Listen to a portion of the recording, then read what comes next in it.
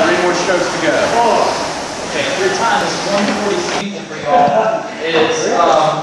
Is taking all of your energy and moving it upstairs. What I mean is from your waistline up, you're expending all this energy just yanking on the oar. You can see your forearms flex as you pull into your body. Your backs are like stretching. Okay? The idea here is to keep everything up here very relaxed. Okay? This, from here up, is just a means of transporting the power from the legs to the hands. Okay? What I mean by that is we want to use our legs as much as possible. Just like in a squat, just like in a jumpy, just like in a box jump, we want to get a good, powerful press from our leg. And all of that starts right here at the finish. Okay? If you look on your little packet, the finish starts with the oar handle back towards your body. Position is halfway between the nipples and the belly button. Okay? Or right here in the V-notch to your sternum where you pull in. Arms come out, shoulders come back and behind you, elbows tucked back and behind you. Body is tall, the spine is straight, but the shoulders are just slightly behind the hips here, okay? We need to set up our body so that as we roll forward towards, look at your sheet again, that top left corner, the catch, okay? That we're building up tension in the legs. Push off and take a strong drop, okay?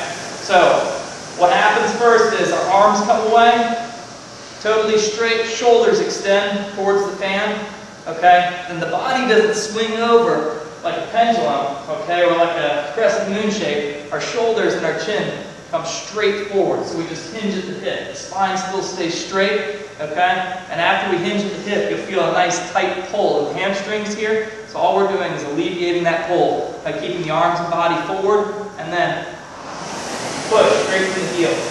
Now, a couple of mistakes that you may or may not know that you're doing is coming up into the catch all at once with every part of your body. And then what tends to happen is we grab with the arms and pull with the back, or we lift with the back out of the catch, okay? Or we press off the toes and end up using these muscles here rather than these muscles here. So we want all that power from the quadriceps, from the glutes, to just fire us off the catch, okay? Now, these machines don't work like the boats. In the boats, you know, we're sliding back and forth. We can actually slow the boat down by moving too fast forward and backward on our slides. But on the rowing machine here, this thing works on one principle and one principle alone. How many times are you spinning it? How many times are you turning it over? Now, what do you think is going to turn it over faster? Arms and back or legs? Legs. Definitely legs. Okay? So our idea is, when we start rowing, get all the way up, compress into that catch, push, and then we can get up.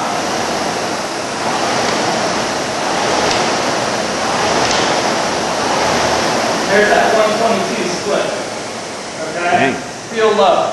Get all that pressure. When you come up into that catch, reach as far as you can for that rubber bumper, and try and get a lot more length out of your stroke. The other thing is, as you come up, try and keep your heels down, because the sooner you can connect to the footboard, the sooner we can transfer all that power forward. Does that make sense? Okay. Any questions so far?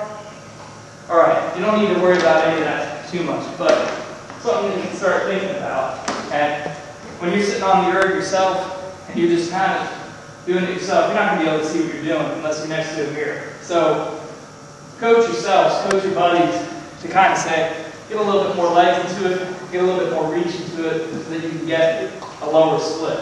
Okay? Well, who had a split, and when I say below, in the 130?